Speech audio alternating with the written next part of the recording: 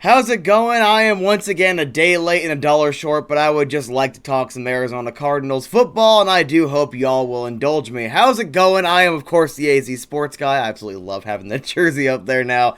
And I want to talk about the Week 1 matchup between the Tennessee Titans and your Arizona Cardinals. And can I just say, all right, I took notes for at least the first drive. I felt I needed to kind of it would accentuate the point that I want to get to, and that's the fact that I'm just still genuinely shocked this team looked that good. All right, as I will go ahead and fully disclose, because of fantasy football, I've kind of naturally become a Titans fan and a Browns fan because of their current cores. Obviously, second and third teams that they're not going to compete with the Cardinals there. So I went into it, and I've seen a lot of football games with Tennessee, and I know that their offense is very good. On top of that, you got King Henry, you got A.J. Brown, Ryan Tannehill. You have a very good offense there. Julio Jones they just added, and they did not look good. They looked absolutely terrible, and a lot of it had to do with that Arizona Cardinals defense. And going into that entire week on Arizona Sports Radio, you heard the same things. I was just as nervous. How is that secondary going to look? It is a lot of inexperience. It's their number one corner essentially retired before the season, and the best case scenario is what happened. That front line, that defensive line, they took all of the slack. They put all the weight on their own shoulders. And number one, Chandler Jones, this man is a bad man. He had 5 sacks. In the first quarter alone, he had 3. He had 3 sacks in the first quarter alone. That is just how dominant. And I think it was as early as the first drive. All right, I'll also go ahead and just give you my notes for the first drive, and we can talk a little bit about the score and that I have up here on my screen. But the first play, Derrick Henry falls down. I think he ended up losing a couple of yards. And then Murphy breaks up a pass. That was a really good play by him. And the Cardinals end up forcing that 3rd and out. Chandler Jones on the second drive. I just want to point it out right now before I get to the Cardinals' first drive. Chandler Jones, strip sack. The Cardinals get the ball back. So it's a fumble recovery sack for Chandler Jones. But the Arizona Cardinals, there's a 38-yard pass to Nuke from Kyler Murray. And Nuke and Kyler Murray, they looked very, very good in this game. It looked like everything Cardinals fans had been hoping that pairing was going to be. You saw it in that Week 1 matchup. And then Green, it was an 18-yard reception on a 2nd and 17. I believe that was the play where it was, 43 yards of scrambling by Kyler Murray, and he's still... Actually, that one was Rondell Moore. I wrote down the wrong name. That was Rondell Moore. It was an 18-yard reception for a first down on a 2nd and 17. And that play, I can't get that play out of my head. Just how... That's exactly what... Okay, when I was working at the Cardinals Stadium, somewhere around 2015, 2016, somewhere in there, because of how bad that offensive line was, I kept saying the Cardinals needed a mobile quarterback. Someone that, if that offensive line does not hold, they can move the ball around. They can kind of extend the play. And even though the offensive line has gotten much better, especially over the last couple of years, that's the exact thing that comes to mind there. That's exactly what I'm thinking about when I think the Cardinals needed that mobile quarterback, and Kyler Murray is very much showing so far at the start of his 3rd season in the National Football League, he's probably going to be that franchise quarterback the Cardinals never really had, like, in their prime franchise quarterback. So that's a lot. That's a lot to be hopeful for and excited for. That actually got this stone cold heart going pitter patter a little bit. Then, unfortunately, the Cardinals took 4 offensive penalties on their first offensive drive. They settled for a field goal. It's up 3-0. But from that point, the next couple of scores go to the Cardinals. So at 8:11 of the first quarter, Kyler Murray for 5 yards, and it was a huge 5 yards when you look at the play. He finds Nuke, and he just found a way to get his feet down on that play. A very good veteran-type play. It's 10-0. And then moving on to the second quarter, 10 minutes, 59 seconds in, another touchdown pass to Nuke, and this was just... It was a good play overall, but it was mostly Nuke kind of finding his footing and moving that football into the end zone. And right there, like I said, like I was trying to explain earlier with all my bumbling and mumbling, the Cardinals fans' best hopes for that pairing are definitely bearing fruit, as it will. However, about 6 minutes later, Ryan Tannehill rushes up the middle for about a yard or two, gets a touchdown. It's 17-6 at that point. It didn't really matter because the Cardinals would bounce right back 5 minutes later, where Kyler Murray, and this was a very dominant run, so obviously you're thinking you're going to hand the ball off there. No, Kyler Murray ends up just going the other way. Kind of just has the football out. He already knows he's going in the end zone. 1 minute, 44 seconds remaining in the half. It's 24-6 with that touchdown. He had such a good game. I think it was somewhere in the second quarter he threw a pick I don't really care. That didn't end up really coming back to bite the Cardinals and how well he played overall, but I guess I have to mention that just to be fair. Tennessee in the start of the third quarter, 12 minutes, 55 seconds in. Tannehill, a short pass to A.J. Brown, which as someone that has both Tannehill and A.J. Brown on their fantasy team, and the Cardinals were already in the driver's seat. All right, preface. I was a little happy about. Just a little happy about. But on the bright side, the Cardinals ended up scoring immediately, like within 2 minutes right there. Kyler Murray, a deep pass to Christian Kirk for 26 yards. Kirk also had a much better game than I was ever expecting. Honestly, I'm one of those people that never thought Kirk was that good. I thought he was just a decent, solid receiver. He's definitely showing right now, week 1. I need it out of week 2 and week 3 as well, showing a little more than I expected. Then, the last score of the entire game, it's 31-13 at that point, by the way. We're still in the third quarter. The last score is 3 minutes and 6 seconds remaining. Kyler Murray once again finds Christian Kirk. 38-13 is your final. And the Arizona Cardinals go into Tennessee in a game that they were not supposed to win. By the way, I had a bet. I put $5 down on it. I won like 9 something.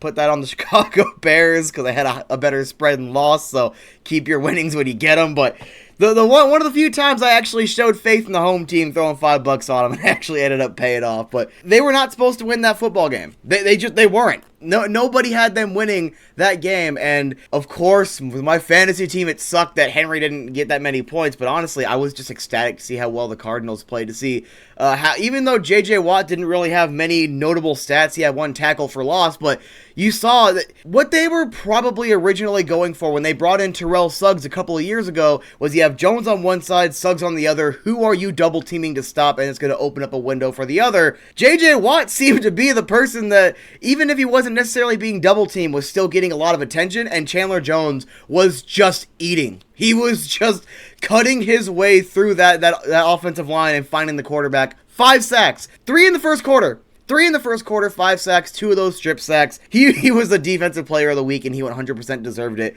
But to talk about the offense real quick, Kyler Murray. He's always been good, and I have no idea why, personally, I was starting to feel anxious. It probably has to do something with listening to too much of the radio. Oh, how is he going to look because of a lack of preseason? He's been good his first 2 years, and I have no idea why I was nervous about that at all. 21 for 32, 289 yards, 4 touchdowns, 1 interception. Who cares? He threw 4 touchdowns. Who cares about the 1 pick? He had 20 rushing yards and a rushing TD. He had himself a game. That was a dominant football game by Kyler Murray, and it's got me excited to see more throughout the season. I feel like I have been awakened in that aspect of why would I ever doubt Kyler Murray. Looking at the running backs, I didn't even get to talk about the running game much, but it was just effective, very smart running. Edmonds, 12 attempts, 63 rushing yards. He also had 43 receiving yards, so he was over 100 yards for the day. And James Conner, 16 attempts, 53 yards. They went to him a lot late, especially in that fourth quarter, and that man can run. We didn't really have that kind of, get a big old fullback. They also had J.J. Watt come in as a play fullback a couple of times and just run at you. And that Ron Wolfley was very much excited about that style of football, and it's kind of fun to see that. Hopkins, 6 receptions, 83 yards, 2 touchdowns. Christian Kirk, 5 receptions, 70 yards, 2 touchdowns. That's ridiculous to see. That is ridiculous to read right there. Just how dominant they were, and honestly, like I said, I didn't expect Christian Kirk to be that number 2 receiver. It probably had more to do with the fact that they had to try to force him to be number 1 for a while. Even though Fitz was still on the team, you can tell they were looking to him more to be the lead receiver, so obviously kind of accepting into that comfortable 2 spot. It kind of seems like it's working out so far. Moore, 4 receptions, 68 yards, and I did not expect him to play that well either. And seeing how well Rondell Moore played as your number 3, I went from just, they have a couple good receivers too. I'm actually very confident with this receiving core. And then Green, 2 receptions, 25 yards. He played well, a good veteran presence. Nothing else really to say there. But on the defensive side of the ball, like I said, Chandler Jones, I want to read it again. 5 sacks, 4 tackles for loss, 2 forced fumbles, and then a couple of miscellaneous. Isaiah Simmons had an interception. Peters, a couple tackles for loss. J.J. Watt with a tackle for loss. I guess I know it sounds less impressive with how good Chandler Jones was, but that defense as a unit, that defense played really well, and that's an Arizona Cardinals effort I didn't expect to see. I'm genuinely shocked. I feel like I shouldn't have been shocked, and I don't know why. It's one of those recency bias things where it's like, oh, of course they were going to play that well because you see them actually play that well. But man, that was a fun game to watch. That was a lot of fun to... I didn't get to watch all of it. Obviously, I was preparing for the Rattlers game, going to the United Bowl. I listened to a lot of it when I was actually on the way to the United Bowl. But wow, was that just a dominant football game. And I'm looking very much forward to the game today against Minnesota. I'm not going to lie. I appreciate you for watching. And I guess I'll see you tomorrow? I'll see you tomorrow. I'll see you in about a week. I suppose it's all relative. What is up, guys? AZ Sports Guy here. And of course, I am a day late, or at least in this case, a week late, $1 short. Let's not go ahead and waste any more time and talk about the Week 2 matchup between the Arizona Cardinals and the Minnesota Vikings. And going into that one, especially with how in Week 1, that Arizona Cardinals defense shut down King Henry, I just did not see Dalvin Cook playing all that well, and I figured this one would be not necessarily an easy victory or anything like that. I just figured it would be a more decisive victory for the Arizona Cardinals. Then Kirk Cousins starts this game out. We are like, 40 seconds in, 14 minutes, 16 seconds remain on the clock right there in the first quarter. Kirk Cousins hits Osborne for a 64-yard touchdown, 7-0 Minnesota, and the only thing I can think of at that point was Kirk Cousins really wants to beat an above 500 team now, doesn't he? However, the Arizona Cardinals at least do bounce back. They respond. With 5 minutes, 49 seconds remaining in the first quarter, Kyler Murray hits DeAndre Hopkins in the end zone, 7-all. However, just before the end of that first quarter, with about 24 seconds remaining, the Vikings record another touchdown. It's 14-7 at that point. Minnesota does manage to get the ball back. We're in the second quarter at this point.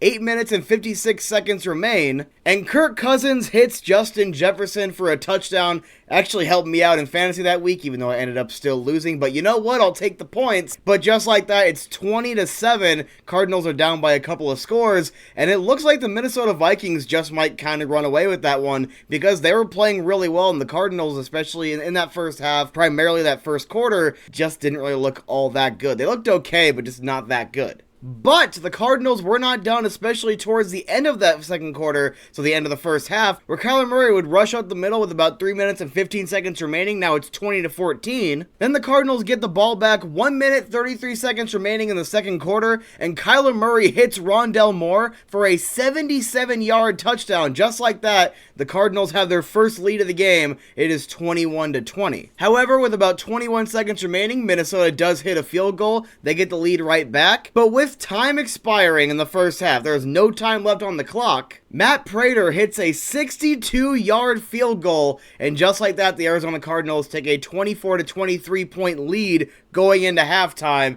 and that would pretty much just be the overarching story for the entire game, because at that point in the third and the fourth quarter, one team scores, the next team answers back, next team scores, next team scores. It really came down to the final play, so I'll go ahead and just skip ahead to that. 4 minutes, 25 seconds remaining in the fourth quarter. Matt Prater hits a 27-yard field goal, and just like that, the Cardinals are up by a score of 34-33, and Minnesota starts taking the ball down. Minnesota straight up at this point looked like they were going to win the game. They were controlling the pace. They were definitely making the Cardinals defense look not all that good, and then it comes down to one final kick, and it goes wide, and the Arizona Cardinals hang on to that victory by 1 point, 34-33 to remain undefeated, going 2-0, where the Vikings will drop to 0-2 because of a missed field goal. And a lot of the Cardinals fans really just kind of genuinely seem to say it's good to be on the other side of those for once. However, all I could say is Nicholas Pinkerton, eat your heart out. I enjoy getting to have a conversation with my buddy about this game after the fact, but I'm not gonna lie, doesn't really matter how the Cardinals got it. They did get this win.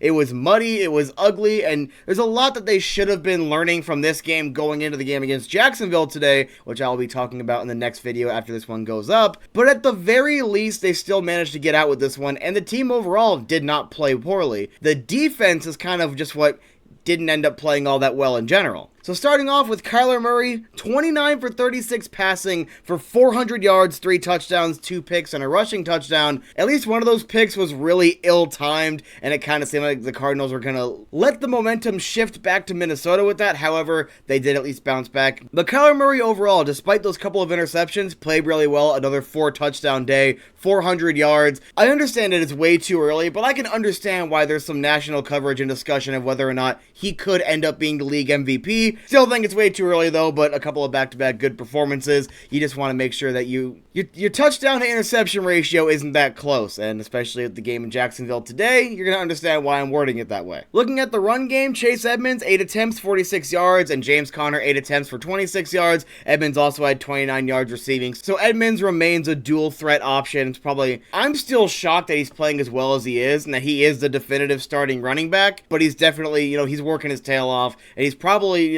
justifying that spot, to be honest, with Conner coming in to be a late down guy, especially when you're in the red zone. Looking at the receivers, Rondale Moore, 7 catches, 114 yards and a receiving touchdown. Max Williams, 7 catches, 94 yards. Christian Kirk, 3 receptions, 65 yards. DeAndre Hopkins, 4 receptions, 54 yards and a receiving touchdown. And AJ Green with his first receiving touchdown as a member of the Arizona Cardinals, 3 receptions, 44 yards and a TD, with the only notable defensive stats being Marcus Golden had a sack and a forced fumble, and Isaiah Simmons also had a forced fumble. When you break down the scoring by quarter, Minnesota outscored Arizona 14-7 in the first. Arizona outscored them 17-9 in the second, 7-all in the third, and 3-all in the fourth.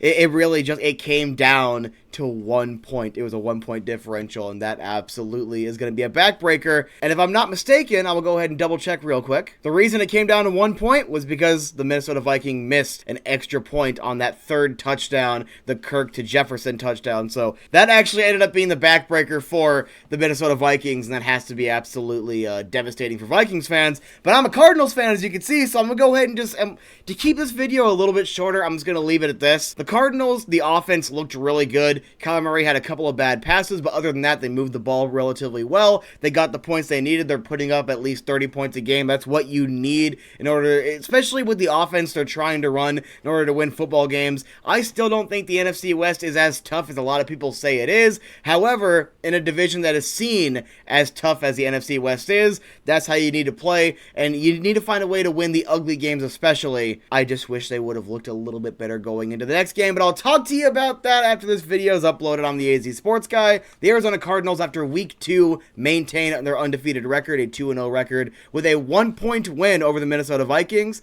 and I will see you a little bit later. Even my wife knows I look so fat in this Cardinals jersey. You wouldn't be able to see her if I didn't move.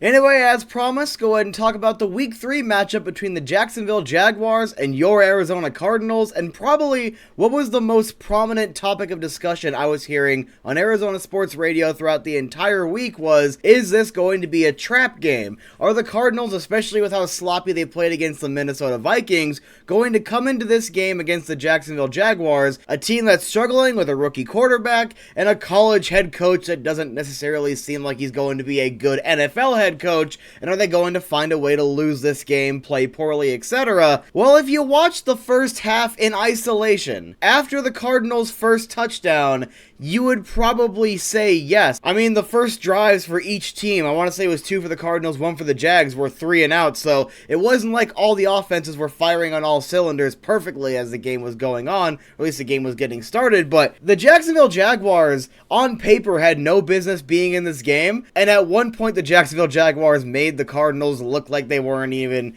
worthy competition. So let's go ahead and start off real quick with the first quarter. 6 minutes and 42 seconds remaining of that first quarter, and Kyler Murray rushes into the end zone, 7-0 Cardinals, and we would not have another score until 17 seconds left in that second quarter, left in the first half. Anyway, Trevor Lawrence hits Clark for a 12-yard receiving touchdown at 7-all, and then one of the biggest brain things I've ever seen in my life ended up happening before me. So, the Cardinals, for whatever reason, don't understand the concept of just try to gain as much yardage as possible to give Prater a decent chance at a field goal. So he ends up attempting like a 66-yard field goal. It's just short, and Agnew ran back a 109-yard return for a touchdown. On the bright side, at the very least, Jacksonville's kicker couldn't even hit the extra point, so make of that what you will. But the Cardinals, at one point, had that tied. They were were in a position to get some field advantage, to try to get a decent field goal opportunity,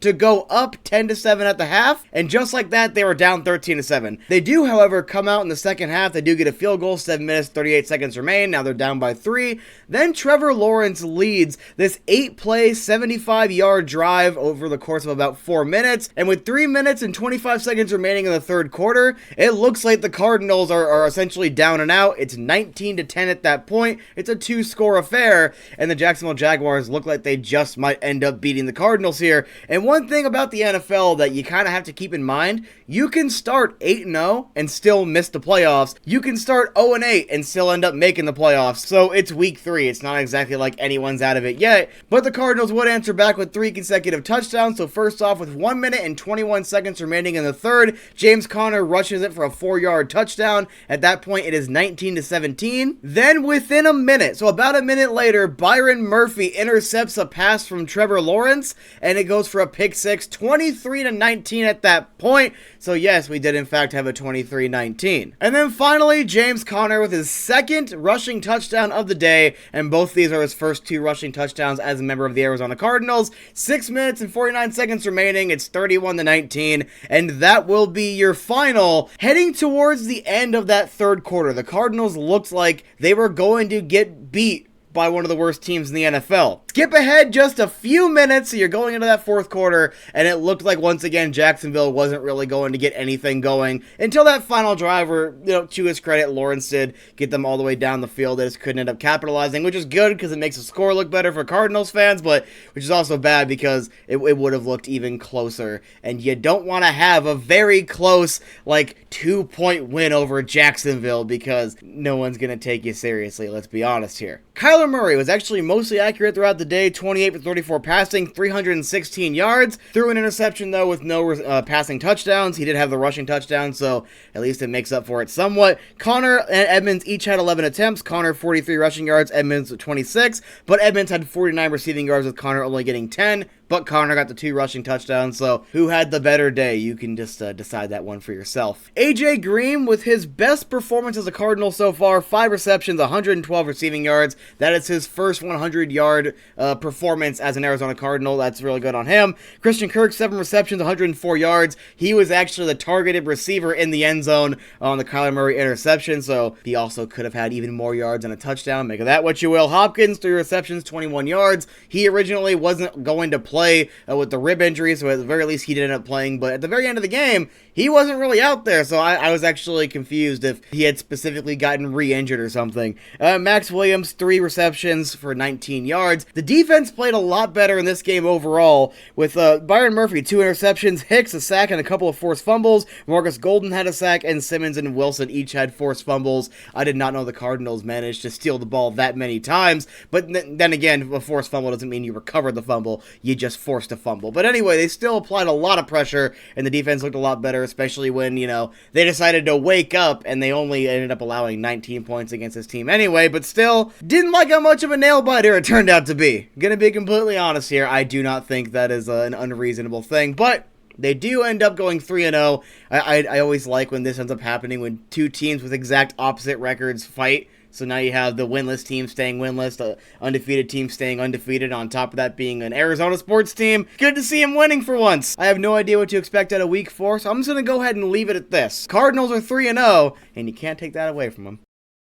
How's it going? Day late and a dollar short here. Let's go ahead and talk a little bit of Cardinals football very briefly before I get started. If anyone's wondering why I never talked about the Rams game or the 49ers game, I was watching Venom 2 and didn't get to watch almost any of the Rams game. I was walking out, got to watch the last 2 minutes of the last drive for the Cardinals in the first half, and then I got to watch some garbage time in the fourth quarter because I was editing videos. And last week's game, I just thought was kind of boring, and I didn't really have much to say on it. The Cardinals found a way to win a very ugly game, which is good, but it doesn't exactly make for good content, so I didn't want to try to force a video out. There you go, answers that question. Anyway, so the Arizona Cardinals yesterday announced they acquired tight end Zach Ertz from the Philadelphia Eagles in exchange for cornerback Tay Gowan and a 5th round pick for this upcoming draft, and that's a pretty solid trade, I'm not gonna lie, if you're getting what Zach Ertz has been able to do in Philadelphia historically. Because obviously, Super Bowl champion, 9-year veteran, spent all those years at Philadelphia. He was drafted in 2013. Second round, 35th overall to be specific. So if you want to look at it as a glass half full, he's a late first round pick. And before the 2021 season, he typically got at least 700 or so yards, except for his rookie year. He's usually averaging somewhere around 5 or so touchdowns. Obviously up or down, so I'm just trying to get a decent average there. That's a pretty reliable tight end there. One of the only things I'm a little bit confused on is it depends on who you're talking to if Zach Ertz is a good blocking tight end. I've heard many people saying that he's a very good one, many people saying he's not that good, but he tries and you can at least do something with the effort. At the very least, you know you're going to maintain what Max Williams was doing here because Kyler Murray is now going to have that last resort tight end to throw to that can actually catch the football. Unfortunately, he's not going to play on Sunday, even though Zach Ertz fantasy owners would probably love that, but even then you don't want to just throw him into the system before he has a chance to actually get a look at it. However, I'm not going to lie, my heart kind of broke for the guy. I was listening to the press conference yesterday on a delivery, and that man just, outside of Arizona, I guess I'll just go ahead and take some of the words of the Burns and Gambo show. Outside of Arizona, you just would not assume Zach Ertz would mean that much to Philadelphia. You wouldn't assume that Zach Ertz had that strong of a tie to Philadelphia, that he would be this emotional about it, but crying in his locker room for 30 minutes after the Thursday night football game, like, heart breaks for him, not gonna lie. I do hope that he woke up today and is like, I'm now 5-0. Maybe I can feel a little bit better about that, but obviously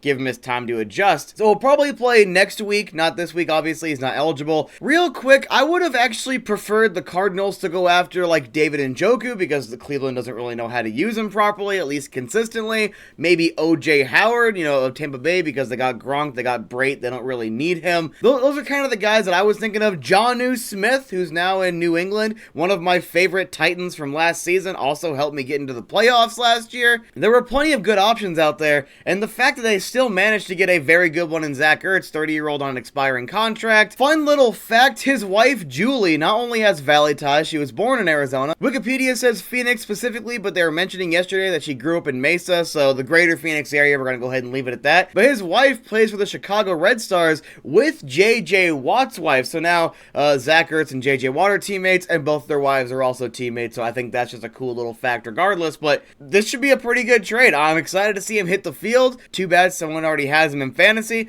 When you look at how this benefits Philadelphia real quick, they already had another tight end that they were interested in. They probably weren't going to bring Ertz back. It's kind of one of those business move things, but hey, the Cardinals end up benefiting from this, and a 5-0 team gets a very good tight end that's not only a Super Bowl champion, but has been a very consistent, solid offensive producer throughout his entire career, with the only real bad point so far being last year, and even then, I think it's because he missed games due to injury. But looking at this year so far, 18 receptions, 189 yards, a couple of touchdowns, including one on Thursday Night Football, averaging about 10.5 yards per reception. There's a lot Kyler Murray and this offense can do with production like that. I think this is going to be a pretty solid fit. The only concern I would have is he going to be a decent blocking tight end? Because once again, no one can give me a straight answer. It's either yes, he's very good, or he's not that good, but he tries. Anyway, this is a pretty good trade overall for the Cardinals on the surface. Obviously, yeah, in theory, this trade could backfire on the Cardinals. However, I think it's a very low risk, high reward kind of scenario, and I don't foresee this being a bad trade at all. So even though I'm not Steve Keim's biggest fan, at the very least this year he's done a lot to try to make this football team a lot better for the Valley fans, and I gotta give him credit for that. So Zach Ertz is now an Arizona Cardinal. I'm gonna go watch the Coyotes game.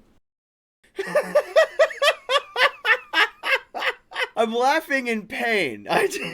The pain that is Arizona sports. I was just going to talk about the Coyotes today. Go to bed, there you go. But I decided before doing anything else, I was going to watch the last little bit of the Cardinals game. I was going to watch as much as I possibly could. And I've been a fan of Arizona sports since around 2007. I think I started cheering for the Coyotes late 2006, but Arizona sports as a whole, about 2007. I have seen disappointment. I've seen underachieving. I've seen playing down to competition, tanks, just being bad. I've seen just about everything you can expect negatively out of my sports teams. I don't think I have ever seen a veteran wide receiver in the end zone not turn his head to look at where the football is. I don't I don't understand it.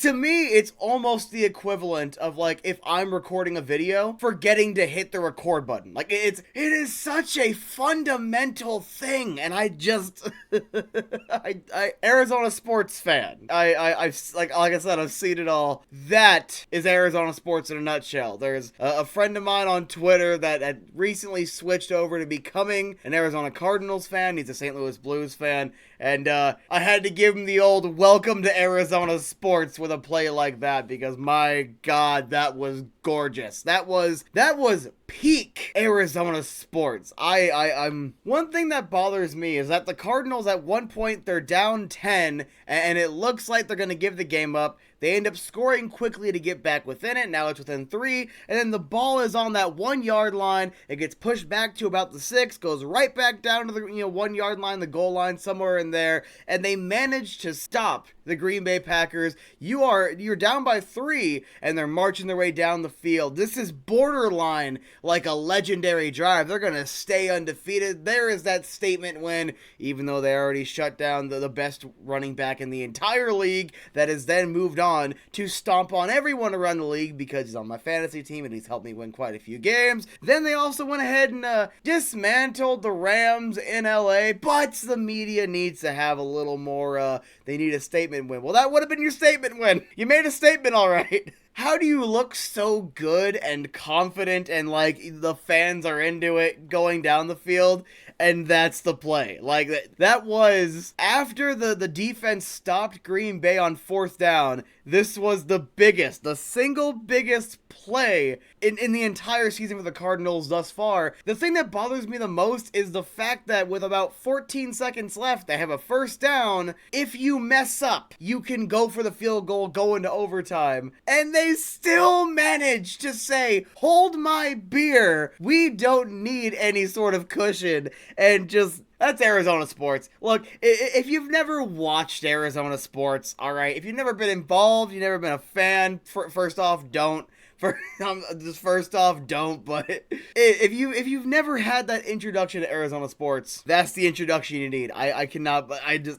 It's great. It's bad because, the Cardinals very much with how that resiliency throughout the game, and they definitely, in that second half are like, no, we're not going down without a fight. That's something that's commendable. And on top of that, it still shows this team is still a very good football team that just didn't have a very good first half and the defense. And it raises a lot more questions because exactly who's going to be that defensive presence now that JJ Watt's gone, because he was one of the bigger reasons that the Cardinals defense was getting a little bit better against the run. Without JJ Watt immediately, without any wide receiving weapons for Aaron Rodgers, he still had the run game. So it opens up a lot of questions. That was beautiful. AJ Green for at least the next week is public enemy number 1 in Arizona. Cardinals Twitter is going to be phenomenal for the next week. And the Arizona Cardinals found a way to lose that game when the winning drive was there. The winning drive was there, and I'm gonna go talk about my winless Coyotes now. Oh, I definitely chose the correct football game to watch today. What is up, guys? AZ Sports Guy here, and yeah, I'm wearing a Hot Shots jersey. It fits me properly, and I always have it sitting behind me because it's probably a knockoff. So let's go ahead and talk about that Week 9 matchup between the San Francisco 49ers and your Arizona Cardinals, and just the amount of the Cardinals have no chance in this football game. The Niners are gonna stomp them that I saw made this game so satisfying to watch. So the Arizona Cardinals, they're 7-1 going into this matchup. No Kyler Murray, no D-Hop, no AJ Green. Of course, JJ Watt is out. And not a single bit of that mattered because this team is a good football team. And like I was saying leading into this season, and no one believed me, the San Francisco 49ers are not a good football team. George Kittle got me like 12 points in fantasy. I appreciate that, although the turnover took away a couple of points, so thank you for that one. But we're not here to talk about my fantasy woes. We're here to talk about the Arizona football Cardinals. Go ahead and jump right into it. I do have some notes today. Yeah, I was paying attention. So to start off, the Cardinals actually do defer. Both teams had to punt the ball away on their first possession, and you're like, oh, it's going to be a low-scoring game. Well, 10 minutes, 36 seconds of the first quarter, Byron Murphy punches the ball out of George Kittle's hand, the play that I was just talking about. It's a fumble. Arizona gets the ball, and then about 4 minutes later at 6:08, James Conner, 13-yard rushing touchdown, 7-0 Arizona. And real quick, I would just like to congratulate James Conner on his purchase of the San Francisco 49ers because he owns that team. Still in the first quarter, the Niners end up punting the ball away, the Cardinals get the ball back, and with 39 seconds to go in that first quarter, James Conner a 1-yard rushing touchdown. It's 14-0, and the play leading up to that one was glorious. So they actually end up just kind of shoveling the ball over to Christian Kirk. 33-yard pass to the 1-yard line. Christian Kirk, he is a perfect quarterback confirmed. It's 100% completion percentage. That's pretty good. He only had one pass, but we're going to take the positives where we get them. Sorry, that was my Coyotes mind speaking. So yeah, anyway, Conner ends up punching it on the 1-yard line. That was a really weird challenge for Cliff Kingsbury on that play. However, I suppose you might as well waste your challenge in the first half because I'm pretty sure you get one per half, so it isn't really that big of a deal. But it didn't end up bearing any fruit, so still a wasted challenge. Then we go into the second quarter. Isaiah Simmons forces a fumble off former Sun Devil Brandon Ayuk, and the Arizona Cardinals get the ball back with 12 minutes 34 seconds remaining. And then with 4 minutes and 6 seconds remaining in the half, Prater kicks a 26-yard field goal, 17-0 Cardinals. And you're kind of looking over at San Francisco like, you're a National Football League team. Are you going to make this a game anytime soon? Well, luckily for me as a fantasy owner, 16 seconds to go in the half, and Jimmy Garoppolo hits George Kittle, 6-yard receiving touchdown. It's 17-7 going into the half. And let's put it this way, if the game started in the second half, it would be a much closer football game. But the Cardinals still would have won. I want to put it out there before I talk.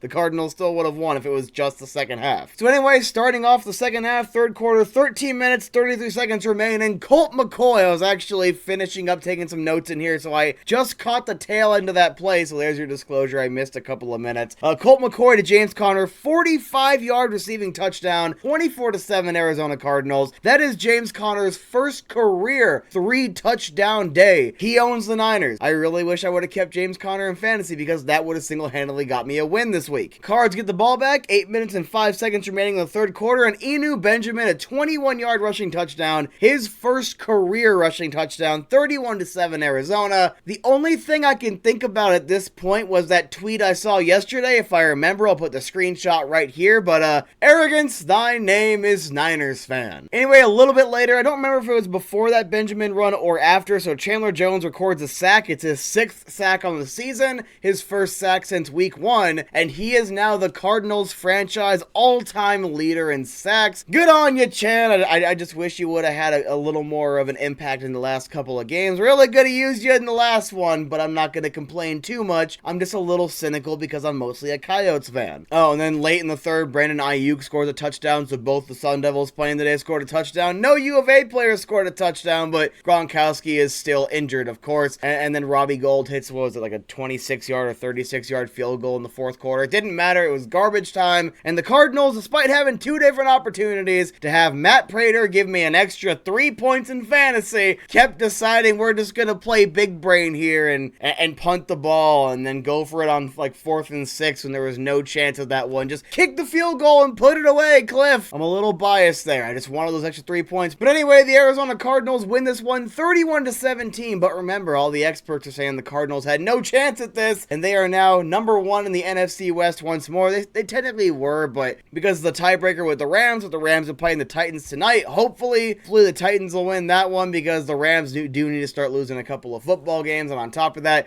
if we could beat the Rams and we could beat the Titans and the Rams can't beat us or the Titans, that's going to be pretty fun to gloat for a little bit. Let's go ahead and look at the individual stats. Colt McCoy, 22 for 26, 84% passing percentage, 249 yards and a touchdown. Christian Kirk, 1 for 1 with 33 yards. Pretty good throw. Not going to lie, give him credit there. Rushing, James Conner, 21 attempts, 96 yards and 2 touchdowns. Inu Benjamin, 9 attempts, 39 rushing yards and a touchdown. Colt McCoy actually had 23 yards himself. Strev had a couple of yards. Chase Edmonds, 1 rush, 3 yards, ends up leaving the game very early. Did not end up returning to this one. Hopefully it'll be a shorter term injury, but if he does end up missing a couple of weeks, I think with how Benjamin stepped up here, and definitely how James Conner stepped up, they'll be fine for a couple of weeks. Receiving, Christian Kirk, 6 receptions, 91 yards. James Conner, 5 receptions, 77 yards and a touchdown. And Anton West Wesley, 3 receptions, 62 yards. As for the defensive notables, Marcus Golden, 3 sacks. Chandler Jones had a sack. Jordan Phillips had a sack. As I mentioned, Byron Murphy and Isaiah Simmons each had forced fumbles, and Budda Baker at the very end of the game in garbage time gets an interception, and they were bringing up some weird stat that he didn't have an interception in the first however many NFL games he played. He's had 4 in the last 20. Sure, cool, whatever. Cardinals win. I'm a happy boy because now we get to trash on Niners fans, and I'm not gonna lie, I love that. It's almost as satisfying as trashing on Lakers, Dodgers, and Kings fans. It's just a good time. What is up, guys? AZ Sports Guy here. I'm a couple days late, but you know what? That's the motto around the channel. The Arizona Cardinals, for the first time since 2015, have clinched their right to go to the playoffs. They punched their ticket, they're going. And they did it in the most Arizona sports way possible. So, the way they actually clinched it was not due to their own victory. For those keeping track of this sort of stuff, the Arizona Cardinals are 0-5 over the last 2 years in terms of playoff clinching games. But because the Minnesota Vikings love failure and lost 30-23 against the Los Angeles Rams, that officially made it to where the Cardinals were not mathematically able to be eliminated. So we need to thank the Minnesota Vikings and also thank them for not throwing just one more touchdown to Justin Jefferson, or else I would be in the second round of the playoffs right now. It doesn't matter. My fantasy football does not matter. So let's go ahead and talk very briefly about kind of where the Cardinals find themselves. So for the Rams game, they played on the 13th. They lost that one close. It was 30-23, ironically enough, the exact same score as the Minnesota Rams game. So I guess the Los Angeles Rams are winning all those one touchdown games, but they did not play very well. And when it comes to prime time, when it comes to on that national stage against the Green Bay Packers on Thursday Night Football, on Monday Night Football against the Rams, and then on Christmas against the Colts, which, funny enough, when the schedule came out, they actually have it posted in the back room at my work. That was always the game that, for whatever reason, I would look at that and I'm like, that's going to be a problem. And I couldn't exactly tell you why, because the Colts are a good football team, but especially considering the fact that the Arizona Cardinals were at one point a great football team, you would expect to beat them. I think the Cardinals should have been able to beat them. I know Matt Prater got blamed a lot for that Colts loss, although the way my dad was talking about it, they didn't line the ball up properly, so he ended up kicking it on the lace side. I'm not sure how that affects a kick, but 7 points are left on the board. Oh, look, the Cardinals ended up losing by 6. But on the biggest stages, when everyone's watching, all the national guys are watching, they don't play very well. They're 0-3 in those situations, but they lose against the Rams. Then on the 19th, the Arizona Cardinals go into Detroit. They were still, at that point, one of the top 2 or so best teams in the NFL, going against the Lions, who are the worst team in the league this year, or at least a bottom 3 team. The Cardinals got blown out. They lost 30-12. It wasn't even a contest. I remember at one point, I think it was the second quarter, I was tuning in just a little bit, checking the score, see what's going on. They were down like 17-0. Then against the Colts, they just didn't play all that well. The Colts just played better football overall, even though the bits and pieces of the game I was watching, primarily in the first quarter, a little bit in the second quarter, I did watch that final field goal go in to end the first half. The Colts just played better. And the worst part is, they came out of the bye week, they won 33-22 in Chicago. Kyler Murray only had to take, I think it was 15 pass attempts. They were looking pretty good. Then they've lost the last 3, and they haven't looked like a good football team, at least to me, and especially to the people that watch every single minute of this. They're there for all 4 quarters, whereas I'm just kind of popping in, popping out. Except for that Rams game, I'm pretty sure I watched the entirety of that because I was planning on making a video on it. They just haven't looked like a good team. They got 2 more weeks. They got the Cowboys this week. They're in Dallas, and they got the Seahawks to come home to finish off the season. And the way I see it is you need to go into the playoffs with that positive momentum. I think Cliff Kingsbury was saying it. I heard the quotes all day on the radio. You want to go to the playoffs playing your best football. Right now, they're not. Dallas and Seattle are your 2 big opportunities right there to kind of right the ship. I know Rodney Hudson's coming back. That's going to make a huge difference because one of the biggest complaints a lot of people have had has been that center position. And I know Max Garcia has played about as well as he could. It's not his natural position. Definitely doesn't look overly comfortable when I watch him play center, but that's really what it comes down to, because the Arizona Cardinals are in the playoffs for the first time in 6 years, and they just kind of fell backwards into it. And these next 2 weeks are their opportunity to right the ship and show that they do deserve to be in the playoffs, because every single national pundit that was saying this team wasn't good enough, they're looking pretty good right now. They got that dead on 98.7 FM. They got that dead on. And as an Arizona sports fan, I kind of was waiting for some sort of collapse, even though obviously you don't cheer for it, but I kind of saw it coming. I've been a fan of Arizona sports since late 2006. I've seen many different ways to be disappointed, so it's kind of hard for me to actually keep my optimism, except for the Suns last year in the finals. But you can't be 10-2 and drop 3 in a row, and that's how you go into the playoffs. That is just the weirdest thing, and it very much comes off like, okay, we won just enough games, put it into cruise control, or we don't really need to try, even though obviously they're professional football players. They're not going out there trying to lose or anything. But that's almost what it comes off as when you lose to the worst team in the league and you got blown out. I think the statistic that was going around for that game is that was the first time in league history a 10 or more win team was defeated by a team with 1 or fewer wins by double digits or something like. It was a really specific statistic. That put the Cardinals really on the map for being a bust team, quote unquote. And then when they lost to the Colts and they went out there, they did it the way that they did it. They've lost 4 straight home games. That can't exactly help their case right now. So even though they're in the playoffs, I'm happy they're in the playoffs. I will be rooting for them in the playoffs. So obviously, giving them playoff coverage. You look at this and you're like, you got 2 more weeks. In my opinion, you have to win out. It doesn't matter where you're finishing. I don't care if they win the NFC West. That doesn't matter. You want to go into the playoffs with some dignity and knowing, hey, we deserve to be here. We're playing well, etc., etc. That should be the only thing really on their mind right now. I'm happy, but like, wow. That was probably the most Arizona sports way I've ever seen a team make it to the playoffs. Maybe they're getting the struggles. Maybe they're getting their negative play. They're getting their losses out of the way now, and they're going to go on a phenomenal run in the playoffs, but I'd like at least 2 more wins. I don't think it's too much to ask for from a team that is a Super Bowl contender, except for these last 3 weeks. This is getting ridiculous. All right, let's go ahead and just talk about this, because the simping for Kyler Murray this offseason is just, I don't know how to describe it. It's just an all-time level of stupidity. Kyler Murray, good quarterback, first overall pick, the Cardinals' only first overall pick since coming to Arizona.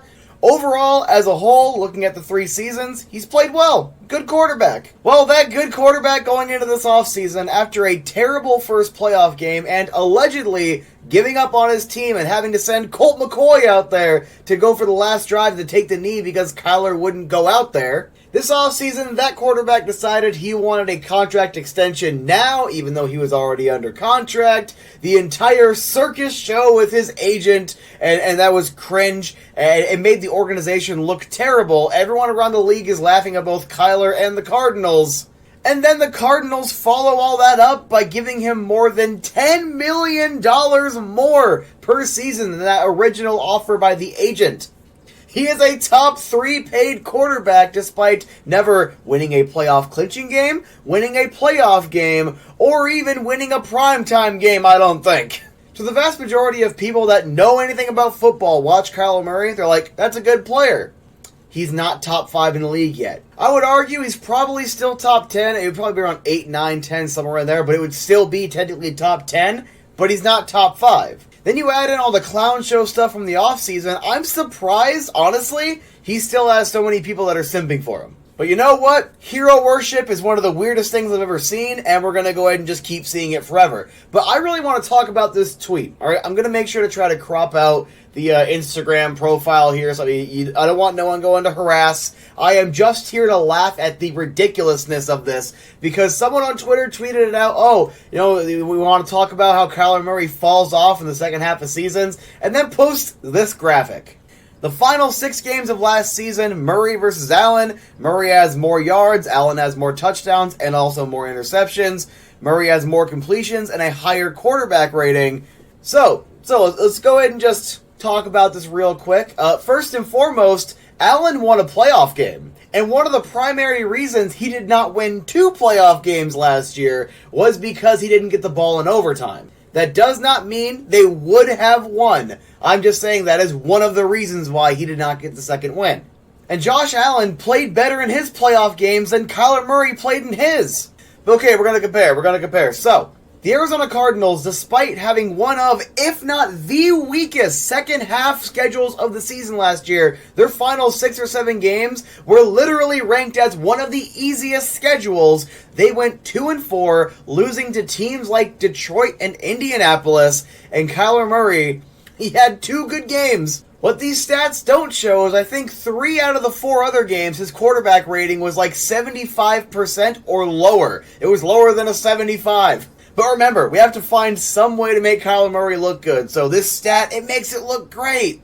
This is why the Arizona Cardinals will never win a Super Bowl. Alright, I'm a Cardinals fan. I'm never going to not be a Cardinals fan. I'm an AZ boy born and raised. Alright, I was born into the sports hell that is Arizona sports, and the biggest problem with this market, they don't know how to win. They do not expect greatness from their teams or their players. They're like, oh, you're good enough. Oh, we just made it to the playoffs. Doesn't matter we got embarrassed. It does not matter that contextually, the Arizona Cardinals were 10-2, and about 2/3 through the season, they were number 1. They were the number 1 ranked team about 2/3 through the year, and they backed their way into the playoffs, and the entire team just collapsed. Kyler included. That does not mean he's a terrible quarterback, but what that means is he has not been able to elevate the rest of his team yet, and there are still plenty of things the Arizona Cardinals need to do and focus on to make the team better. Prioritizing paying him now was stupid, but then the amount of people that are trying to justify it because they're okay with mediocrity. They're okay with just being good enough. But I'm someone like Kyler Murray. You look at the talent this kid has. You look at the skill set he has. His ability to be able to just extend plays with his legs and get away from defenders. Where did that go the second half of last season? That playoff game against the Rams, there were at least 2 different opportunities where he could have extended it, at the very least, threw the ball towards out of bounds. Maybe it's kind of, okay, you're not going to take a loss there. And he just threw himself on the ground and took the sack. That's not like top 3 quarterback play. That is middle of the road quarterback play. I don't want to hear the excuses. It does not matter. He was a part of the collapse. He was a part of the problem. He was one of the players that did not play well in the playoff game against the Rams. And considering the fact that this team, if they would have won, one more game in that stretch? If they would have gone 3-3, they would have had a home playoff game. It bothers me because this team had everything they needed to win last year, and I'm like, why didn't we? What happened? What was the number one thing that happened? I have no idea. But then they double down on Kime. Great example you're setting there. You double down on Kingsbury, and you know what? I like Cliff Kingsbury. Or at the very least, half the time I like Cliff Kingsbury. You let a bunch of guys walk in free agency, and the team gets significantly worse without really going out of your way to sign a bunch of depth. I mean, the draft was okay. I do like the Hollywood Brown trade. They did do a couple of good things.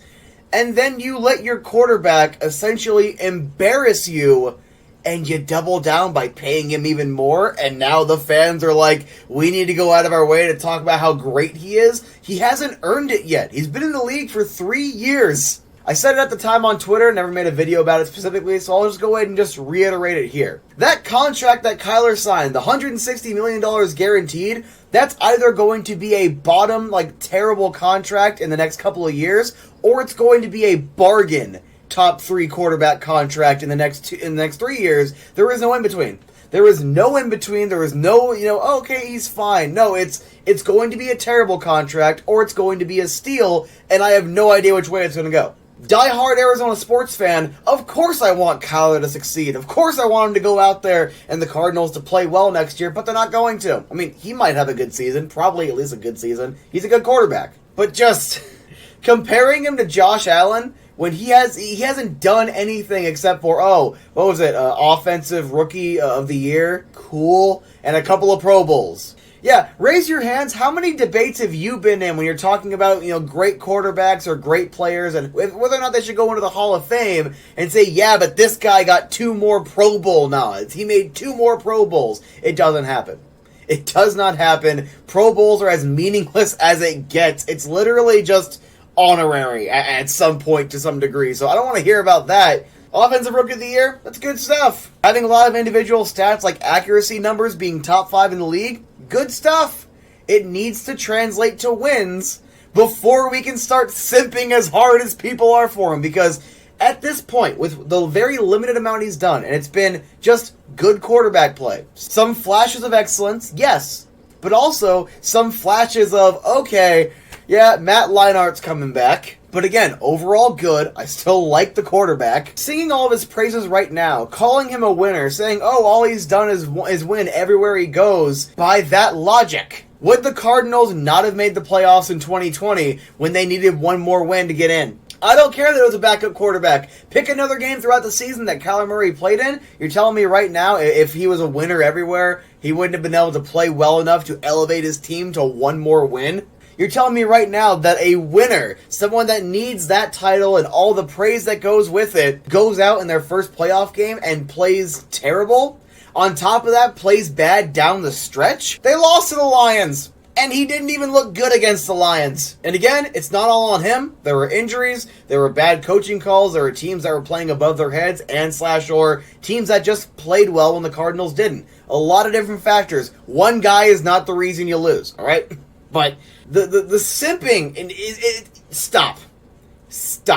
Alright, I would love the first 3 games of the year, Kyler Murray to go off for like 300 yards a game, 4 touchdowns, no picks. That's what, 12 touchdowns in the first 3 games? Do it! I would love it! I would cheer, I would scream from the rooftops, get a Kyler Murray jersey, because I'm a fan. But why are we like going so far out of our way to defend this guy that hasn't given the Cardinals the amount of production to justify it yet? Note, yet. This season's going to be interesting. This is going to be a very interesting season because the hyperbolic praise is going to be out there. And if the Cardinals go out there, my dad predicted an 0-3 start. I think they can beat the Raiders. I think they'll be 1-2 after 3 weeks. What is the narrative going to be? Is there going to be people making excuses for Kyler? Is he going to play well but the defense fails him? Is he going to play poorly and the defense can't do much? Is it going to be a mix of everything? Like, how are they going to lose the games? Because they're going to lose at least 2 of those games. That's what I'm saying. But is the narrative going to be, oh, Kyler isn't good enough, or his supporting cast isn't good enough? Like, what's the narrative going to be? I am very curious, and I really genuinely want to know what's going to go on. Because it's going to be a very interesting season for a quarterback that you got your contract, you got your money, you even got your homework clause taken away. So yes, Kyler, you no longer have to waste time at home doing homework. So Call of Duty double XP weekends all around. So it's going to be interesting. I'm not going to get my hopes up, but I do genuinely still hope he plays well. I'm having a hard time understanding why the hyperbolic praise is there for the guy when he just hasn't justified it yet. Again, good play, good player, good quarterback. But overall, the big picture, as of right now, he just hasn't justified the overwhelming and just kind of hyperbolic praise he's been getting. So please, Cardinals fans, just relax, let the season play out. Stop being so desperate to be right, because those are the exact same people, I guarantee it, if this team starts off 0-3, that are going to be throwing shade Kyler's way and acting like they were never pro-Kyler. That's what's going to happen, or it's going to be everyone else's fault. Like I said, I'm very interested. Wish Kyler the best of luck. Wish the Cardinals the best of luck. I'm anticipating a 1-2 start, but 0-3 would not surprise me. It is 4 a.m. on a Wednesday. I'm not going back to sleep now. Let's go ahead and talk about the Cardinals. I want to talk about that Week 1 loss because, wow. Look, last year, I said it on the AZ Sports Guy channel, this team had a special run. That was a special team. You are not the best team record-wise in the National Football League 12 weeks into the season if you're not a good team. Normal second-half collapse, the fans just sitting there making constant excuses because we're in the playoffs now, it's fine. Despite the fact that there were so many expiring contracts, there was a lot to go into the offseason. Kyler Murray's contract extension. He didn't have enough money to re-sign a lot of the players he needed to re-sign, and they didn't even bother replacing a lot of those players, and yet you still saw the excuses. So I'm like, look, This is a 5-win team. I didn't say that one online. I was saying it primarily at work when I was working throughout training camp, but this is going to be a bad team. And to see some of those delusional Cardinals fans going from being this team is still as good as they were last year to what dumpster fire am I watching throughout the span of about a quarter and a half, that was fun to watch. So you know what? Let's go ahead and just talk about it. We'll start off with the injuries. So as per usual with the Cardinals, injuries just pile up. I have a little list here. Obviously Hopkins is not an injury, that's a suspension, but Rondell Moore, J.J. Watt, Justin Pugh, the cornerback Hamilton, McBride, and Sanders, so both of their most recent draft picks, a couple of the more high-profile recent draft picks from the most recent year. And then Zach Ertz was also on the injury list, even though he ended up playing. He only ended up getting 2 receptions, was kind of invisible. I thought that was because he wasn't playing, so make of that what you will. He did have a touchdown catch, so I mean half of his receptions were touchdowns, but anyway, I got some notes. Let's just start off. So the Arizona Cardinals, they win the coin toss, they defer, and unfortunately I have to give Luke Lipinski credit because when they deferred that coin toss, yes, Luke, you're right, they deferred just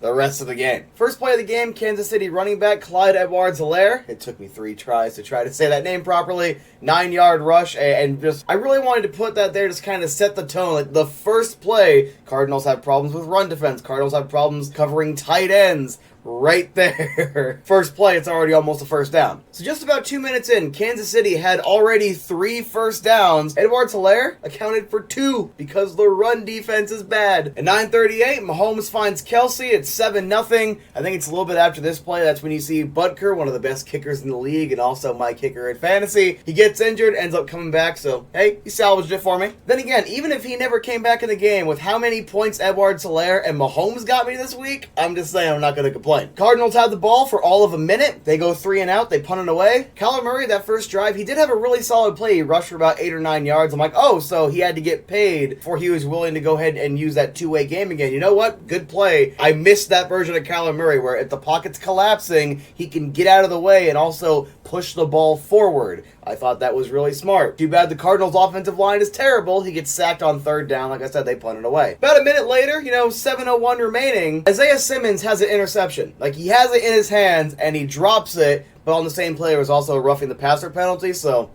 undisciplined play again. And on the very next play, so again, you drop the interception, you give him free yards with that penalty. Mahomes finds Edwards-Helaire for a 25-yard gain. Just over 3 minutes remaining in the quarter, Edwards-Helaire, touchdown. It is 14-0, and at that point, I want to say it was the safety. He comes in, kicks an extra point. That was a pretty solid kick for him. About a minute later on the Cardinals' next drive, James Conner on a rush gets the Cardinals' first down of the game. So at the very least, they did manage to get a first down in the first quarter. That's how bad it is. I'm putting stuff like that down on my notes. Then with about 42 seconds remaining in the first quarter, the ball is snapped, going over Kyler Murray's head. The amount of times that just... I think it was a replacement center because I want to say that Pugh missed the game. But the amount of times in the last couple of years they've thrown the ball over his head, I don't care if it's the starter, the backup, the 3rd string. How can you not hike the ball properly, like consistently? Why is this consistently a thing at least every few games? You see it go over his head once or twice? However, to kind of redeem the offensive drive for a little bit, Kyler Murray finds Greg Dortch with time expiring in the first quarter for a pretty long gain. That one's a first down, so they did get some momentum there. 14-0 Kansas City going into the second quarter, and the Cardinals would actually finish off this drive well. It actually ends with a James Conner touchdown, 14-7. That was kind of the closest the Cardinals would be the entire game. Those would be the only points they score until the 4th quarter. I just want to pause for a second. The team that led the division almost all of last year, a playoff team last season, scored 7 points the entire first 3 quarters. The first 3/4 of the game. 7 points. I had to make fun of it there because it was a pretty good drive, good rush by Connor, but still. Then around 9:33 of the second, there's a really weird play. So Juju Smith-Schuster gets the ball. He's right around where the first down would be. And then the Cardinals, defensive player goes and tackles him and then starts pushing him forward. And then there's a big pile up. They end up giving him an extra 3 or 4 yards. That was one of the weirdest things I've seen. You're not supposed to push the guy forward. I don't know. On the bright side, the Cardinals defense, so about a minute and a half later with 7 minutes and 50 seconds remaining in the half, the Cardinals defense actually managed to force a 4th down. I mean, the very next play, Mahomes finds Edwards-Helaire and it's 20-7, but it's the thought that counts. Then about a minute later, the Cardinals are already ready to punt the ball back because on 3rd down, Kyler Murray's pass is deflected. They punt the ball away on the next down, just not getting any sort of offensive momentum. Then about 3 minutes later, so a little over over 3 minutes to go in the half, Zaven Collins actually had a pretty solid defensive coverage over on the sideline, essentially preventing a catch from happening. I thought that was pretty good. From what I gather, that was the only Zaven Collins highlight. That forces a 4th down. The Cardinals get the ball back, but right there, that breaks the streak of 3 consecutive, all the first 3 possessions, by the way, for Kansas City, 3 consecutive possessions of scoring, so build on it.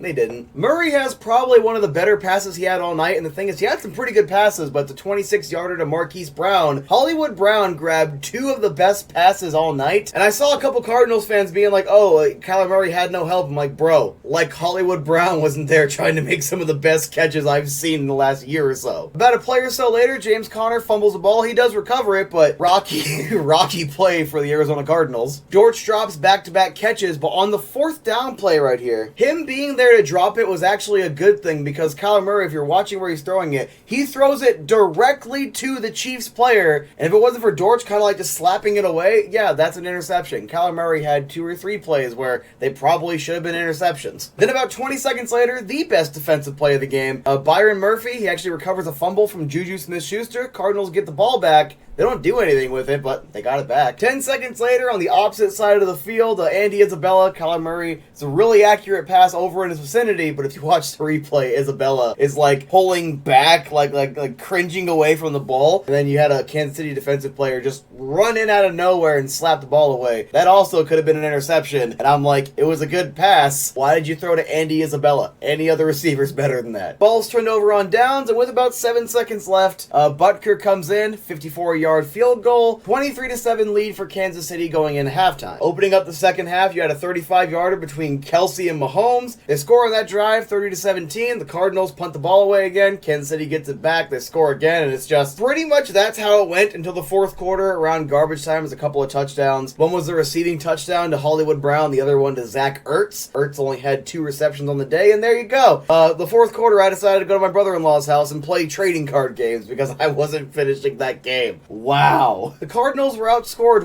30-7 in the first 3 quarters? The only quarter that the Cardinals outscored Kansas City was the 4th quarter, 14-7, because they got a couple of garbage time touchdowns. So maybe that might carry some momentum. Maybe it's more so for fantasy or stat padding, whatever. I don't really care. That was sure a football game. Look, there are so many holes in this team that it's going to be a rough year. All right, look. Greg Dortch, 7 receptions, 63 yards. That was your best individual performance. And of course, you had Brown, 4 receptions, 43 yards and a touchdown. Ertz had 2 receptions, 14 yards and a touchdown. And AJ Green, I thought he wasn't even playing. I saw him miss 1 pass over on the sideline, but still, he had 2 receptions for 13 yards. Nothing really doing there. One of the surprising better performances. So James Conner, 10 attempts, 26 rushing yards and a touchdown. Also had 29 receiving yards. Good dual threat. Enu Benjamin. ASU legend Enu Benjamin right there, 4 attempts, 28 yards. He had more rushing yards on 6 fewer attempts than James Conner and also had 38 receiving yards. And it was good to see him get some playing time. It was garbage time. Keep that in mind. It was garbage time, but it was good to see him play. Kyler Murray, not the best game for him. He probably should have had 2 or 3 interceptions. He did get bailed out a couple of times by receivers or by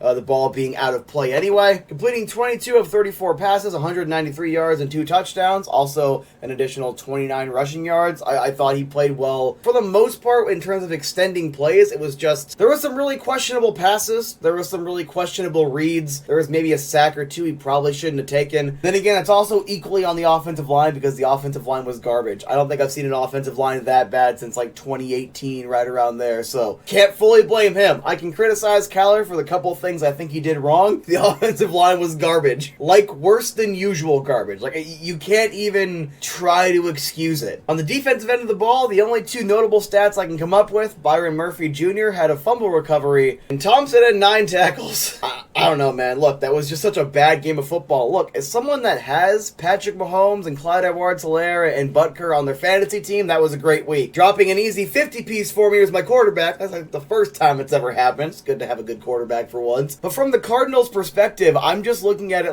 it's funny. I laughed because it's funny, but it's also kind of pathetic because you look at it again, last year, they did have the roster for a special team and a special run, and they didn't capitalize on it. Then you go into that depressing offseason, you go into the weird clown circus show with quarterback that's already under contract, trash talking the team not bringing back anyone. realistically, that they needed to bring back, except for like James Conner, which that's a good player. Love James Conner. Obviously, he's not going to win you the football game by himself. So it's like that offseason to follow up what should have been a good season. Like that season should have been so much better by the end of it, and then it just felt like a waste of time, felt like a waste of a season. But at least with like other seasons, when I'm used to the Cardinals sucking, I'm used to it. Like, hey, it's a wasted season going into it. I think it was worse. They give all these expectations, they gave some false hope, and then it's like we're not going to even try to capitalize on it. It's like, hey, we tasted playoffs for once. Let's punt away a season or two and then go through like a retool. Even though you have Hopkins on your roster, you have Watt on your roster, you have Ertz on your roster, you're not rebuilding with those guys. Those are guys you bring in to win now. So I don't necessarily know what's going on with this team, but I'm very much looking forward to a 5-win season, and let's go, boys.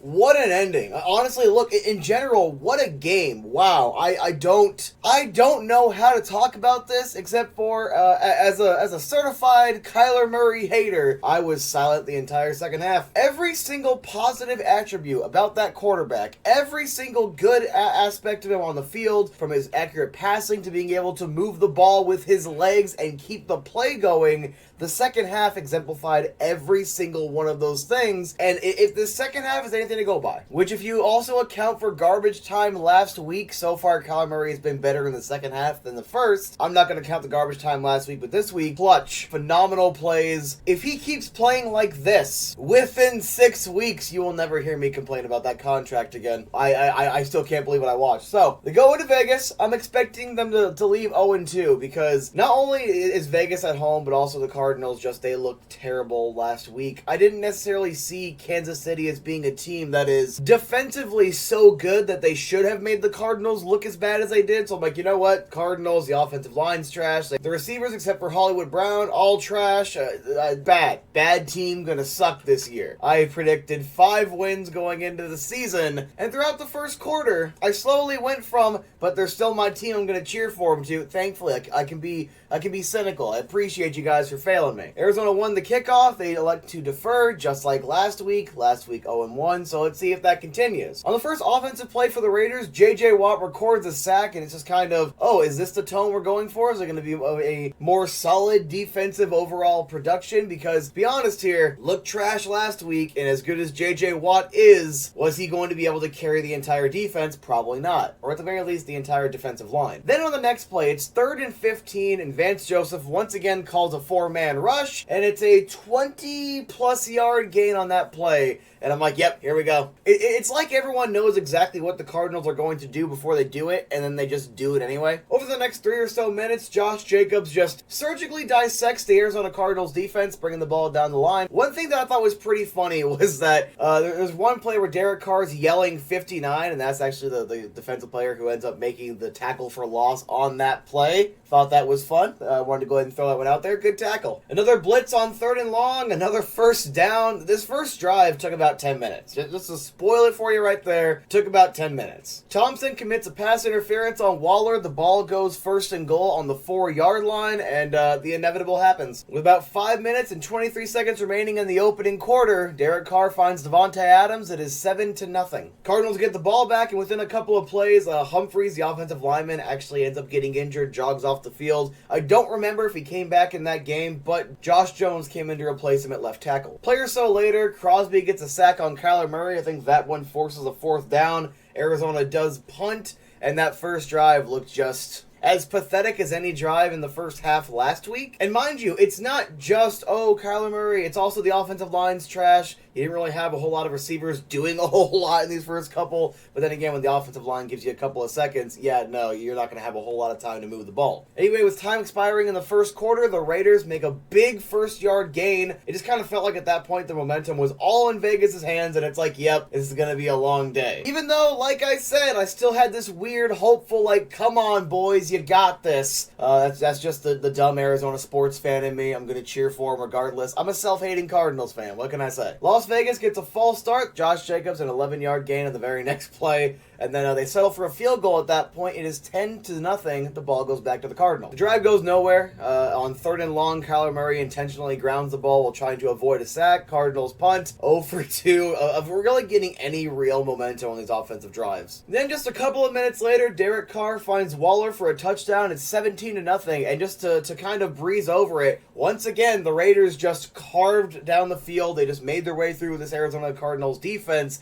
This defense just bottom 5 in this first half easily, because the Raiders, in my eyes, aren't even that good. They're just a decent team. Then we get the drive where Kyler Murray throws 2 interceptions on the same drive. This one was actually called back, so it was about 3 minutes, 30 seconds left. It was called back for a holding, and then on the very next play, or the play after that, Kyler Murray throws an actual interception. The Raiders take the ball down, get a field goal. It is 20-0 at half. And I'm looking at this like, yep, this season's going the exact way we all thought it was going to. At least the people that are cynical like myself thought it was going to go. This team is going to be awful. Minimum 0-3 start. Let's just go ahead and get into the second half, get it over with. I have no better way to describe it, except for when I used to work at the Coyotes Arena. I didn't really work with the guys very much. This is more of a story from other employees that were there. They had these guys that would come over overnights to help convert the arena over from concerts, hockey, whatever. They'd go to lunch around 1, 2 in the morning, and they would just be deflated. They'd come back energetic, ready to go and get the conversion done. So that's the exact thing the Cardinals ended up doing, because they actually looked good,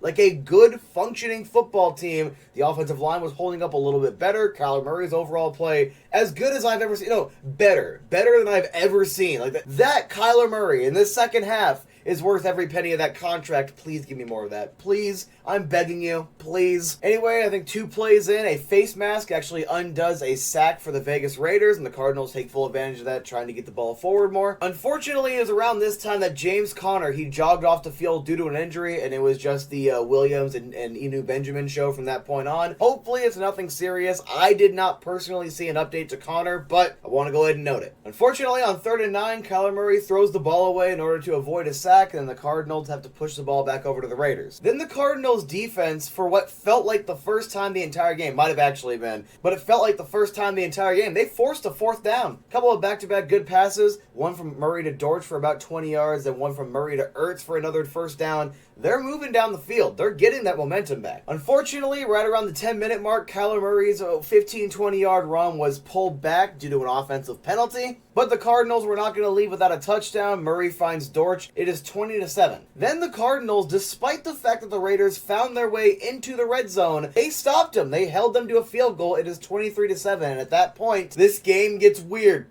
This game got stupid. To start the fourth quarter, Williams had a really good run for a first down. Fortunately, the Cardinals didn't capitalize there. They turned the ball over on downs. I want to say it was like a 4th and 1. And they would have gone for a field goal, but instead they go for it. And I'm like, look, I agree with that. They needed bigger points. Going for a field goal there, if the game goes any differently in any other aspect, would have been heavily criticized. Go for it right there. Show that you're actually going for the 7 points. Then the Cardinals force another 3 and out, and right there, the offense for the Raiders not getting on the field very often, and also not looking very good. It's almost like Derek Carr's not a very good quarterback. Murray finds Hollywood Brown on the next drive. It is this ridiculous 20-yard one-handed catch, and it's that's what we're looking for. That's what we were hoping for. And last week, I looked at it Brown was having the best catches of the receiving core against Kansas City. He also had some of the best catches against this Raiders team. Except for one, it's a guy that I kind of hate, but I have to give full credit for. We will get to that later. Williams runs it in. It is 23-15 because they go for the 2-point conversion. And I want to say this was the 2-point conversion where Kyler Murray, he ran about 84 yards scrambling, trying to make sure everything fit together, and he ran it in himself right there. One of my favorite things about Kyler, every single, whenever I talked about Kyler before the whole contract thing this offseason, my favorite thing about him was always his legs. Favorite thing about him was always the fact that he can escape pressure, he can extend plays, and if need be, no one's open, he can just run it in himself, and he did it right there. Again, plays like this, worth every single penny. Cardinals get the ball back. Another Crosby sack is actually pulled back because of a holding. And then Murray's almost picked off trying to get the ball to Williams. He throws it just too hard, bounces off. I think his hand and his helmet hits the floor, thankfully, with about 34 seconds remaining. Then with time expiring, Kyler Murray, he runs it in for another touchdown, and on the 2-point conversion, despite the fact that AJ Green had 3 or 4 really big passes dropped, as a lot of Cardinals fans were, and I regret nothing. I'm sitting there clowning on him on Twitter. He makes up for it, and I can't trash talk him for at least the next 2 days after this, because he goes down there and makes that catch at the back of the end zone. It is 23-all, and kind of the first image that pops in my mind is, I think there's like a minute left in the third quarter. A bunch of Raiders fans are popping champagne, and now we are tied. This is something where I'm like, as the self-hating Cardinals fan that I am, I went from like, I'm going to cheer for the loss to, oh my god, they're actually doing it. Come on, get it done. Let's go. Cardinals get the ball. They proceed to not do a whole lot with it. And then these 2 plays were some of the dumbest I've ever seen. So Jalen Thompson, he drops an interception. And then on the very next play, Isaiah Simmons, this dog, I don't know what you call him. I do not know what the proper compliment is, but this dude came here, he forces the fumble, and then Byron Murphy Jr., he runs it the other direction. I think it was like 50 some odd yards for the game-winning touchdown in overtime, and the Arizona Football Cardinals win by a final score of 29-23. And man, I am going to say this right now. I have never been happier to look stupid. I have never been happier, all right, to trash talk my quarterback and have my quarterback laugh directly in my face. I have never been happier, because I expected this team to suck. I expected this game to get even more out of hand, and the fact that they go into halftime, I don't care what it is, all right? I know there were some questionable calls by Cliff Kingsbury. I also feel like some of the calls were getting a little better towards the end of the game, but most of it was Kyler Murray. Objectively, if you're looking at how the plays are going down, most of it was the quarterback putting this offense on his shoulders. The thing that fans like myself have wanted to see him do ever since that collapse last season. This is what we've wanted. He did it. He rose to the occasion, put the team on his back, and won that football game. The defense turned things around. They actually started to stop an offense that theoretically they should have had a pretty decent matchup against. And then that Isaiah Simmons, Byron Murphy combo. Chef's kiss. I think that is the Raiders' biggest collapse, a 20-0 lead, and the Cardinals, I think it's like top 3 of their biggest comebacks. What a week. What a way to end a football game. What a way to shut up haters like myself and actually allow me to feel optimistic. I actually feel optimistic right now. Next week, that's probably not going to be the case, but you know what? You gave me optimism for 1 week, and this is what I want more of. We still objectively have the problem, I want to say, I put it on Twitter, where the Cardinals have been shut out for 4 of the first 6 quarters they've played. Not a very good look, but in the second half, I think they're outscoring their opponents by about a touchdown and a half. Bigger sample sizes will lead to these numbers looking better or worse, but I will say right now, Tyler, if you keep playing like this, I'm not going to have a complaint by week 6, week 7. I swear to the gods. That was a hell of a win. I have no complaints. It went from I'm embarrassed and, oh, hey, look at our trash football team to, oh my god, they actually got it done. They rose to the occasion. They played above, in my opinion, above themselves. They played above their own, ceiling for this brief period of time that I'm like, that's the Cardinals team we saw first half last year. That's the Cardinals team I want to see again this year. Please, more of this. Thank you. Alright, Romo, I'll talk about the Budda Baker thing. So the Arizona Cardinals offseason just keeps getting worse and worse. These new uniforms are absolute cringe, and I was actually in the stadium when they were moving around those white jerseys, and they look absolutely terrible. The black one's fine, alright, they did make it a little more bland, but it's fine, and the red one is just, where's the white or black or something to offset it? They don't look good. That being said, we're talking about Budda Baker, not these bad uniforms, but I wasn't going to make an entire separate video, so there you go, Budda Baker stuff. I'm only about 10 days late to this story, so so on April 14th, Budda Baker officially requested a trade from the Arizona Cardinals organization. I don't blame him. Alright, look, this team sucked last year. They're gonna suck again this year, and I'm someone that this team was special in 2021. I stand by that. They should have had a Super Bowl run. With the amount of guys they had on expiring contracts, guys that were not going to be able to re-sign, and with the whole Kyler Murray contract situation, this team was just gonna look different. That's why it is incredibly important for NFL teams to take advantage of rookie quarterback deals to actually sign the players they need to then make a deep run, because once you start paying a guy $40 million, it becomes more difficult to build the rest of the squad. So I don't blame Budda Baker whatsoever for wanting to leave out of this situation. He also did cite that he wants to be the highest paid safety in the league, and I'm not gonna lie, I don't really know how to feel about that. If somebody is willing to pay you, go for it, get your bag. I just find how NFL contracts work weird, because in hockey, everything is a fully guaranteed contract. I think baseball works the same. I'm also pretty sure basketball works mostly the same, but the whole non-guaranteed money thing is really weird to me. Once you sign a contract, you should be entitled to the money that's on that contract, unless you get bought out from it, not just released and there you go, you don't have to pay anything. So NFL contracts do work weird. And Budda Baker has been a really damn good player. Second round pick in the 2017 draft, only 4 slots away from essentially being a first round pick. And looking over his career, he's been really good. Over his career, he's only missed about 5 or so games. Over the last 3 seasons, he's caught 7 interceptions. He's been really good on the defense, and honestly, he is probably going to be worth whatever money he ends up getting on the market. Though, I do want to at least acknowledge it is weird as hell for someone with 2 more years left in their deal to be like, I want more. It's like, sure, like I said, whatever you get on the open market, you get on the open market. I'm just like, why didn't you sign a contract for like 2 less years then and make it a fully guaranteed contract? I'm just saying,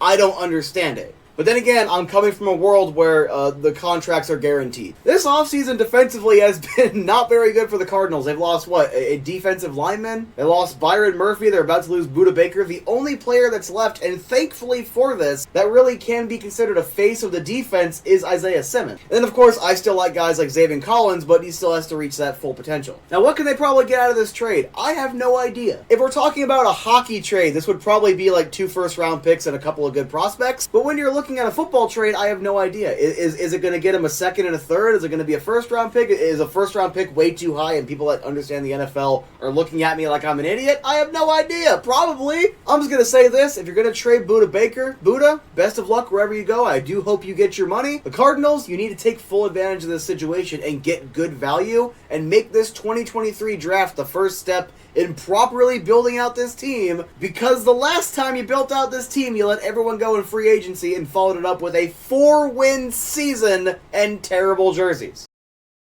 Poverty. That's what it's like being an Arizona sports fan. Poverty. That's what it's like being an Arizona Cardinals fan. We got big news today that I was really hoping would not be the case. I was really hoping after him being like, I don't want to leave here, that video that came out like a month ago on his Instagram, I was like, okay, cool, we don't got to worry about this for at least 1 more year. No, they couldn't trade him. The Arizona Cardinals could not find a way to trade DeAndre Hopkins. So instead today, they decided to just release him. I get it. This team is going to suck this year. I get it. Hopkins is not going to help you win this year, considering the fact that he's a win now player. He probably wants to go play with Josh Allen in Buffalo or play in Kansas City. He'll go play for a championship opportunity this year. Love D-Hop. It's a good thing I actually got my D-Hop jerseys about 2.5 weeks ago, whatever that was. So that way I actually have some evidence that DeAndre Hopkins was here and was an Arizona football Cardinal. But we get this announcement by a poverty franchise, and we're looking at his dead contract right now. Let's see, he has a dead cap hit of $22 million. $22 million,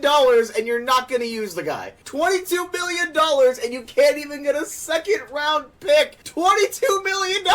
I'm going to say this. Hopefully I'm an idiot. Hopefully I'm dumb, and I don't understand how these contracts work, and the dead cap is a lot less. This was just before the guaranteed money kicks in. That's what I'm going to hope. I'm going to pray, all right? But looking at this right here at Sports Track, how it's showing the dead cap, $22 million. Despite being suspended last year, he had more receptions and yards last year in 2022 than in 2021. Oh my God, this team's gonna suck. I knew they were gonna be bad this year. I knew the Cardinals were gonna be an absolute garbage fire this year. But like, it had to start with Hop. Budda Baker wants out. You got rid of Hop. Who's left? Yes, I know. K1. K1 is left, but he might not even play until like the midway point of the season. The Arizona Cardinals make the Arizona Coyotes look like like a well-run franchise, all right? I hate this team so much, all right? I'm an Arizona born and raised kid, so I'm never going to not root for them, but God, I hate this team so much. Hop, please, sign in Buffalo, sign in Kansas City, win a Super Bowl this year. Literally, DeAndre Hopkins is one of the best receivers I've ever seen play, and I had the privilege of watching guys like Anquan Bolden and, Larry Fitzgerald for years in this market. D-Hop is still one of the best receivers I've ever watched play, and I hope you win a championship this year. I hope you win a Super Bowl. But, man, does this suck for the Arizona Cardinals to not be able to get anything for them. Like, you couldn't even get a second. Like, it was looking like you weren't going to be able to get a first because the contract was too high, but you couldn't even get 1 second. You couldn't even get a third. We couldn't even get a low-round draft pick for a guy that's one of the best 15 receivers in the league still. I'm an Arizona sports fan, all right? I'm used to poverty. I am used to being disappointed. But, like, even I'm disappointed at this because I was looking into next season like, okay, the one bright spot's going to be you have Hop out there. But you don't even have that, so there you go. DeAndre Hopkins has been officially released by the Arizona Cardinals. He is free to sign wherever. And the Arizona Cardinals, according to this on Sports Track, have a $22 million penalty of dead cap and couldn't even get a draft pick back in return. So, if you'll excuse me, I'm going to prepare my video about the Arizona Rattlers and talk about a real football team. The Arizona football Cardinals, that is how you start the preseason, I suppose. What is up, guys? AZ Sports Guy here, noted Cardinals hater, yet here I am, as per usual, at the start of every season, watching the Cardinals, because I'm a hometown boy, I'm always going to watch. I got some notes I wrote down, and wow, that white balance is off, but it is what it is. So, the Arizona Cardinals, game 1 of the preseason, hosting the Denver Broncos, and I made sure to get off work early at the arena, because I did not want to be trapped whenever everyone was heading into the Cardinals game. Cardinals win the toss, and unlike the Arizona Rattlers, they elected to receive. And the start of this game was very hit and miss because you had a couple of really good plays. So, what is it? Paris Johnson, their big first-round draft pick this year, protected Colt McCoy, opens up this big window, and he runs for about a 3-yard, 4-yard gain for a first down. And they just kind of kept generating first downs. This team kept marching their way down, around midpoint of the field, around the 40-yard line. And just as I was thinking, oh, wow, they're actually moving the ball around pretty well, they immediately lost 3 yards on a 3rd down and 1 rushing attempt. So, that just lets you know whenever I start to get optimistic, the teams start to suck. So, Cardinals fans, all right, if you want to win, let me talk all the trash I possibly can. But it was weird, all right? I was not expecting the Cardinals offense to look competent, all right? That first drive was competent. They actually were moving the ball around pretty consistently. Clement came in and actually played pretty solid. I don't mind the concept of a tandem between Connor and Clement going into the season. It does suck about Marlon Mack. I never got to make a video separately about that. Marlon Mack is signed. I'm excited. I'm like, look, I really like Marlon Mack. And then he's out for the year within like 72 hours. So that just shows luck. Anyway, Arizona's defense, the 8-minute and 7-second mark of the first quarter, number 91. I'm terrible with names, so I just started off with writing down the numbers because a lot of these players are not going to end up playing for the actual team.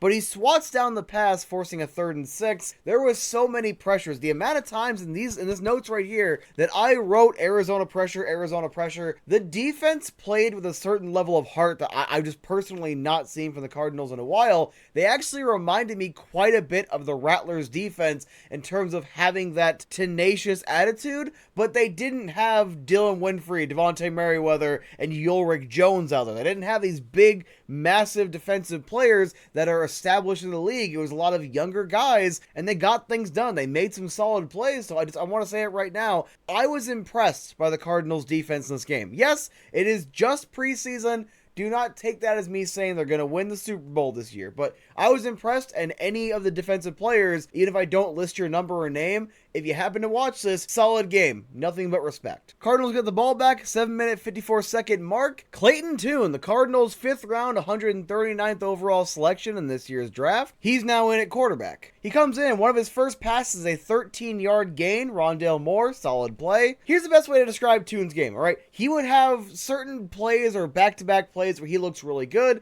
has a couple of really solid passes, moves the ball well, even runs for 2, 3, 4, 5 yards. Then he'd also have these plays where even on passes that theoretically should be really easy, closer passes, overthrows it, underthrows it, bad targeting. But Ron Wolfley was talking on the broadcast about some of its positive attributes and saying that this is definitely coachable. This is something that the Arizona Cardinals can coach out of. And honestly, I respect the hell out of Ron Wolfley, so I'm actually just going to take him at his word for this. Anyway, at the 5-minute, 27-second mark, Rondale Moore falls down. Denver's number 21 picks off the pass. That is Tune's first NFL interception, but it's preseason, so it's not going to end up counting in the grand scheme of things. And I don't know how I feel about that, because when you watch the replay, it looks like he's already committed to making that pass, like that decision is already made. But at the same time, one of the angles makes it look like he could have changed his mind in a very brief window, so I'm just going to throw that out there. That's what I noticed. He probably was already committed to that throw. 3-minute, 49-second mark, Gordek, number 45 of the Arizona Rattlers, he sacks Russell Wilson. It's 3rd and 16, and then Russell Wilson, this really weird play, he kind of like sidearm swipes the ball, throws it to the ground, 4th down, and then a 47-yard field goal attempt is missed. Cardinals get the ball back, Denver sacks him, Tune finds number 47 for a 7-yard gain, making it 3rd and 9, kind of immediately getting those yards back. Not a whole lot else, ball gets turned over, 0-0 after 1. Honestly, the first quarter was really boring. The first quarter of this game was kind of a boring football game, if I'm being completely honest here, but I will take boring over like it being 14-0 in favor of Denver. Look, I was not expecting much. I was just curious as to how the game was going to go, so there you go. Wilson, 14-yard pass, despite the fact Arizona did have a pressure. Then Arizona's Dante Stills pass deflection. Sutton does make the catch, but he only gets a few yards on that one. Again, the defense they played really well. There's so many pressures, a lot of kids getting to the quarterback, applying that pressure, forcing some bad throws. I do understand it's against Denver, and Denver did have their starters out for a while, but I'm not entirely sure how many of their offensive linemen were still in the game at that point. So I just want to say this. Once again, the Cardinals defense played phenomenally. They were playing against Denver. Denver is not exactly a good team. At the very least, last year they weren't. I don't expect them to be much better this year, but the Cardinals did play well against them. So, asterisk, but I was impressed. Let's skip ahead to about 7 minutes to go in the second quarter, because Wilson finds Jerry Jeudy. The play before, Jerry Jeudy drops the ball. He ends up completing this one, the very next one, 15-yard touchdown, 7-0 Denver. Tune's run is just short, around the 5-minute, 49-second mark on 3rd and 5, so it's 4th and 1, but the QB sneak was successful to get a first down out of it. However, nothing doing, Denver gets the ball back, and now their starters are officially out right around the 2-something minute mark of the second quarter. 1 minute, 14 seconds left. Arizona's offensive line just kind of collapsed. Tune has a short pass. It's 4th and 7. An Arizona pressure at 58 seconds left, leading to a Denver incomplete pass. Arizona timeout, letting, for whatever reason, Denver set up. So Denver was setting up for a 50-yard field goal. For whatever reason they choose to call their timeout, Ron Wolfley said, hey, it's because of the right personnel weren't out there. The clock was going down. They might not have been able to get the kick off. All right, by the time they called the timeout, there was around 9 or 8 seconds, but it does get pulled back, so it's officially 15 seconds. If they just kind of let it go, the kick might not go off, and they might not score. Anyway, again, it's about a 50-yard attempt. It is good. 10-0 Denver. The Cardinals get the ball back. They don't even get to the 25-yard line on the return, and then they just QB kneel, and there you go. So what was the point? There was no reason to call that timeout. And look, I know we're coming off of the Kingsbury era. I know that we're coming off of not great coaching. I do not want to start the Jonathan Gannon era looking at my coach and being like, are you going to call stupid timeouts? I get it. It's preseason.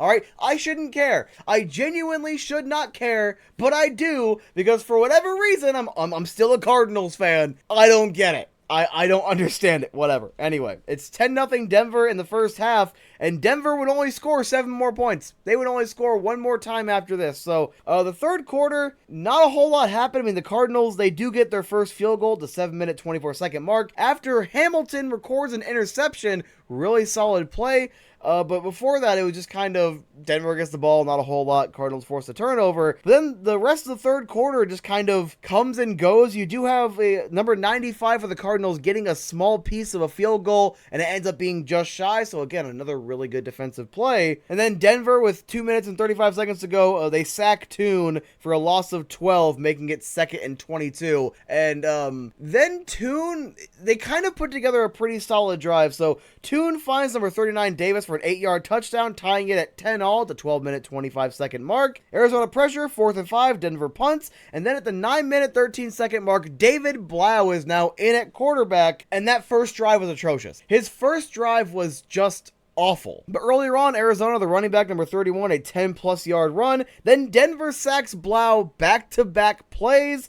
Denver scores a touchdown with a minute 30 to go. I was letting my dog out at that moment, so I don't know how that scored that touchdown, but it's 17-10, 1 minute 30 seconds to go. Then the Cardinals just pull a 2-minute drill directly from their anal cavity. And this was one of the best drives I've seen in a little while for the Cardinals. That does not include Kyler Murray, all right? Because Kyler Murray's had some great drives. But Blau finds 87 for a 25-yard gain. And then with 2 seconds to go, Cobbs, an 18-yard touchdown. The two-point conversion is good. It goes back to number 31, one of the Demicardo just, it looked like it was going to be short. It looked like he did not have enough steam. Some of his linemen helped to push him. He has that dog in him, so he's still pushing himself, and it's good. Two-point conversion is good. It is 18-17. 2 seconds left. The ball is kicked off. They go for a squib kick. Not a whole lot of yardage on it. The game is over, and the Arizona Football Cardinals, in their first game under Coach Gannon, they pull out the victory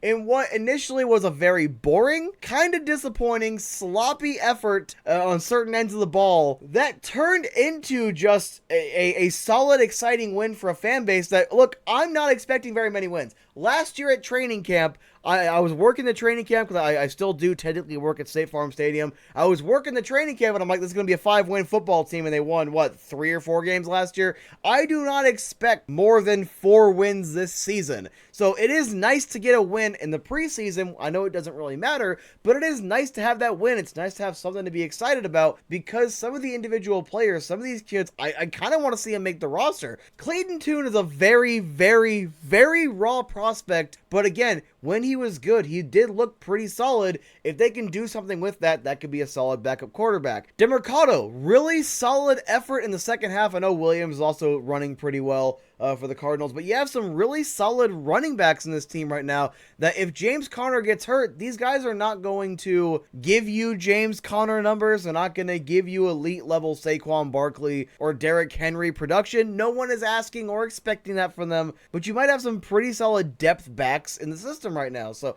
that's fun to watch. And then let's go ahead and take a look at some of the stats for the Cardinals. So Clayton Tune, 13 for 23, 135 yards, a touchdown and an interception. Again, he looked good, looked bad, looked right in the middle. I think it was a decent game. I do want to see more out of him. David Blau, 8 for 14, 86 yards and a touchdown. Again, 50-50 because that first drive, I thought he was terrible. The offensive line also let him down with back-to-back sacks, but I did think, he's not hitting his targets. He's underthrowing, overthrowing. He also, again, had some bad passes, but that second drive was much better. It was a touchdown drive, game-winning touchdown drive. I got to give him tons of credit. Colt McCoy, 4 for 4, 17 yards. Not a whole lot to talk about there. The running backs, Tyson Williams, 10 carries, 51 yards. Demicardo, 6 attempts, 21 yards. Clement, 6 attempts, 15 yards. Clement is going to be an okay depth guy on the team. It kind of felt like he really wasn't going much of anywhere with the football. So I'm going to chalk that up to it's preseason plus the offensive line. Then you look at the receivers. So Daniel Arias, 3 receptions, 49 yards. Andre Bacchelia, 3 receptions, 45 yards.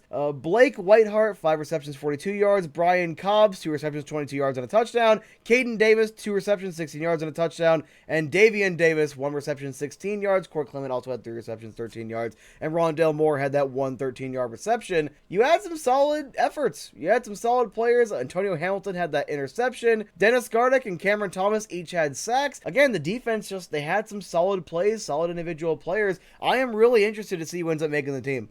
I am really interested because there are some good pieces here. And if this coaching system, which it does kind of seem like this is what they're doing, again, preseason, very early on, but if they can get the right culture going, when it's time to win, when it's time for this football team to win, depending on what they do with their draft assets, it could start as early as next season, when they're set up and ready to start winning, some of these guys might be on the team when it happens. And that's kind of what I'm looking for, right? Yes, Coyotes fan, massive Coyotes fan, D-backs fan, I'm used to rebuilding teams. It's one of those things where I'm looking at this like a rebuild, looking at these pieces like, okay, I think I like this guy, this guy can help, this guy can help. I think some of these guys are going to be on the team in the future, and that's really exciting. So the Arizona Cardinals in their first preseason game of the 2023 preseason win 18-17 over Russell Wilson and the Denver Broncos, and I am just so grateful that I don't work Cardinals games anymore. I'm so grateful that I don't really work at the stadium anymore, because I wouldn't have been able to just relax, watch the football game, and give you guys a little bit of content while I'm relaxing if I was forced to be there for 12 hours. So I'm in a pretty good mood. I get to edit some videos and go to bed, and I really can't ask for much more. I 100% was not expecting this. So, the Arizona Cardinals, as of I think 20 minutes ago, here's a screenshot. Adam Schefter is reporting that they are officially cutting Colt McCoy. And the quarterback battle right now is essentially between newly acquired quarterback Josh Dobbs and recently drafted quarterback Clayton Tune. In case you weren't aware, 4 days ago, the Arizona Cardinals acquired quarterback Josh Dobbs from the Cleveland Browns in exchange for a 2024 fifth-round pick. Clayton Tune was just drafted in the 2023 NFL Draft in the 5th round, meaning, yes, one of 2 fifth-round asset quarterbacks will be the starting quarterback for the Cardinals this season. That's just kind of funny. It's just a nice little fun fact to kind of cushion this news, because I was expecting, and I'm going to assume every other Cardinals fan was expecting, that veteran quarterback Colt McCoy was going to be the one starting for the Cardinals before Kyler Murray got back this season, and the fact that he's not even going to be on the roster is just ridiculous. Clayton Tune, I watched the first preseason game, did not get to watch the other 2, and from what I can tell, he's played okay. I don't think Dobbs has played for the Cardinals yet, but you have a veteran quarterback in Dobbs and a rookie quarterback in Tune, and one of them is going to be the starter. I'm taken aback. I am kind of shocked by this, and I know the Cardinals want to be bad, all right? They have the opportunity with Houston's pick this year to have both number 1 and number 2, giving them the freedom to do literally whatever they want. You want a brand new quarterback? You can take him at number 1 and trade Kyler Murray. You want that brand new wide receiver? You can trade away number 1 overall and get your wide receiver at 2. Doesn't matter what you want to do. If the Arizona Cardinals pull off this season the way any Arizona sports team should be able to, they should have their choice of the top 2 picks. I'm just kind of shocked. Look, Colt McCoy is a good veteran quarterback, good leader. I like him. I like him with the Arizona Cardinals. I like him in this role. Clayton Tune, I figure, would probably end up making the team. And if I would have actually put any sort of thought into it, yeah, Dobbs probably ends up being the backup quarterback. Bring him in here for a little bit of depth. I just was not expecting Colt McCoy to be cut. I can't get past that. I can't get past that part, because that is just really strange. Yet now with hindsight, it actually makes a lot of sense, and I feel a little dumb for not thinking about it. But as far as predictions, I'm going to say Clayton Tune starts. I'm just going to go just gut feeling. All right, well, not really a gut feeling. I'm just kind of making a guess out of thin air, but Clayton Tune starts, Josh Dobbs is the backup, and whenever Kyler Murray is good to go somewhere around the midpoint of the season, this team will have 1 win.